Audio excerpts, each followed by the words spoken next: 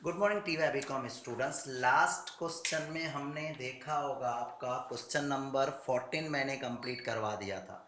13 हो गया था, 14 हो गया था।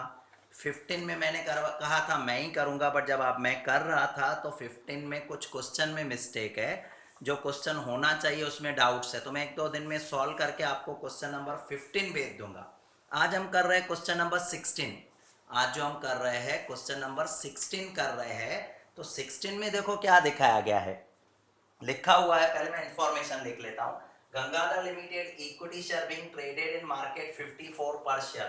मतलब मार्केट प्राइस हमें बता दी गई है 54 रुपीज है। मार्केट प्राइस हमें बताई गई है 54 रुपीज है। उसके बाद दिखाया गया है, सेंटेंस है प्राइस अर्निंग रेशियो 9 रुपीज है। प्राइस अर्निंग रेशियो 9 रुपीज है। आपको पता है आगे फॉर्मूला थी प्राइस अर्निंग रेशियो की। The companies dividend pay out 72%। मतलब जितना कंपनी कमाती है उसका 72% डिविडेंड दे देती है।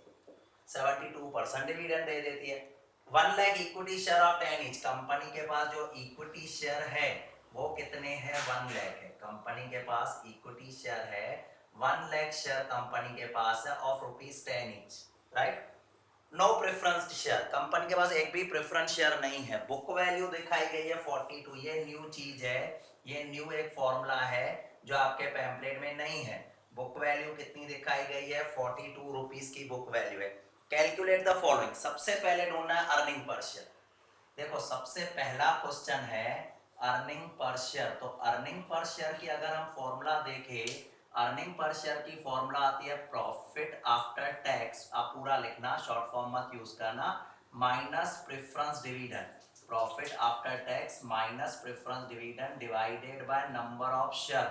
जैसे पैम्पलेट में weightage average number of share भी लिखा है, नंबर ऑफ शेयर लिख सकते हो, but number of equity share, not preference share. Number of equity share हम लिख सकते हैं। अब सबसे पहले प्रॉफिट आफ्टर टैक्स की बात करें, कहीं प्रॉफिट तो दिया ही नहीं है।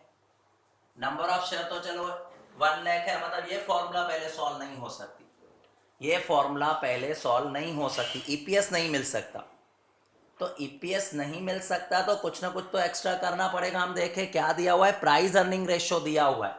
यहां पर हमारे पास पहले एक वर्किंग करनी पड़ेगी। प्राइस अर्निंग रेशियो हमें दिया हुआ है।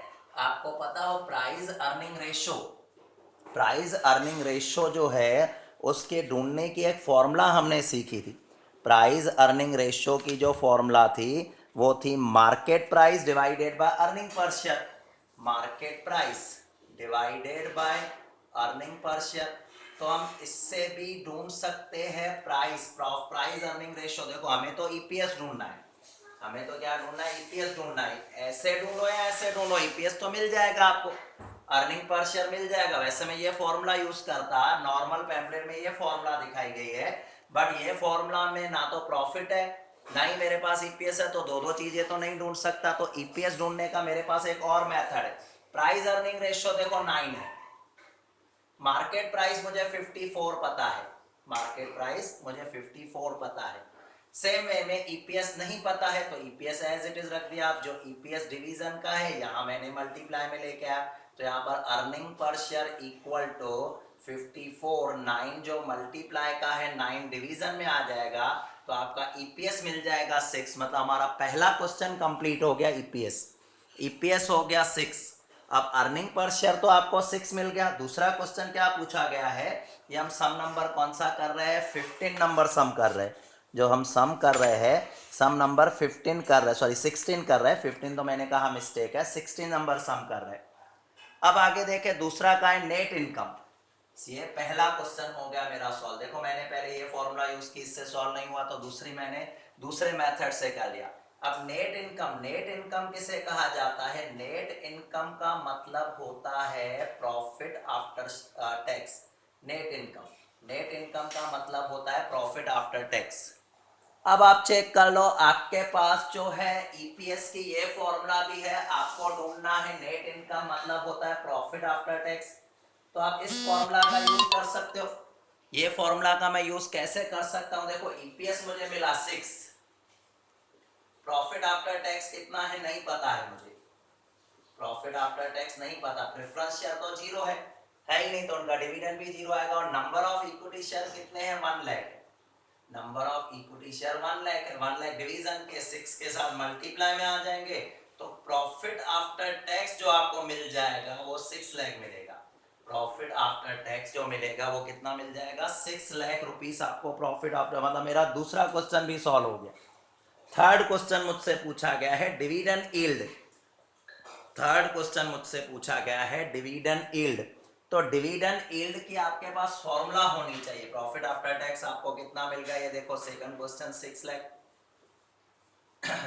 डिविडेंड यील्ड की हमारी फॉर्मूला क्या है? देखो डिविडेंड यील्ड की हम बात करते हैं तो dividend yield equal to, dividend yield equal to, आगे हमने जो फॉर्मूला देखी थी उसमें देखे डिविडेंड यील्ड की क्या फॉर्मूला दिखाई गई है। डिविडेंड यील्ड की फॉर्मूला है dividend per share divided by market price per share into 100। Dividend per share, dividend per share divided by market price per share into 100। अब देखो डिविडेंड पर शेयर कितना, हमने पर शेयर 6 रुपीज का profit, company ने per share 6 rupees का profit कमाया है। हमें यह पता है हमारा पे आउट रेशियो 72% है। पे आउट रेशियो क्या होता है? पे आउट रेशियो ये दिखाता है कि कंपनी जो कमाती है उसमें से डिविडेंड कितना पे करती है। कंपनी जो कमा रही है उसमें से डिविडेंड कितना पे कर रही है। हमें पता है कि कंपनी ने 6 रुपए कमाए हैं। अब 6 रुपए का कितने 72% कंपनी पे कर रही है। तो अगर मैं 6 का 72% निकालूं तो आ रहा है 4.32, मतलब पर शेयर का डिविडेंड जो हो जाएगा 4.32। और मार्केट प्राइस क्या थी? मार्केट प्राइस थी 54 इंटू 100, 54 इंटू 100। तो अगर हम सॉल्व करके देखें, ऊपर है 4.32 डिवाइडेड बाय 54 इंटू 100, तो आपके पास आंसर आएगा 8। कंपनी का dividend per share, dividend yield कितना है? 8% है। डिविडेंड यील्ड जो कंपनी की है वो कितनी है? 8% है। अब मैं आ जाता हूं फोर्थ क्वेश्चन पे। फोर्थ क्वेश्चन जो आपका दिखाया गया है, देखो फोर्थ क्वेश्चन जो आपका दिखाया गया है return on equity. Fourth question जो है रिटर्न ऑन इक्विटी। तो रिटर्न ऑन इक्विटी की सबसे पहले फॉर्मूला देख ले। रिटर्न ऑन इक्विटी की फॉर्मूला क्या दिखाई गई है? Return on equity equal to,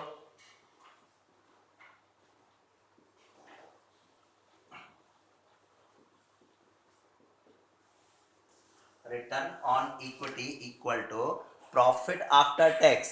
return on equity जहां तक मुझे ध्यान है इसकी formula profit after tax divided by net worth थी। Return on owners equity page number आपके 13 पे फॉर्मूला दिखाई गई है।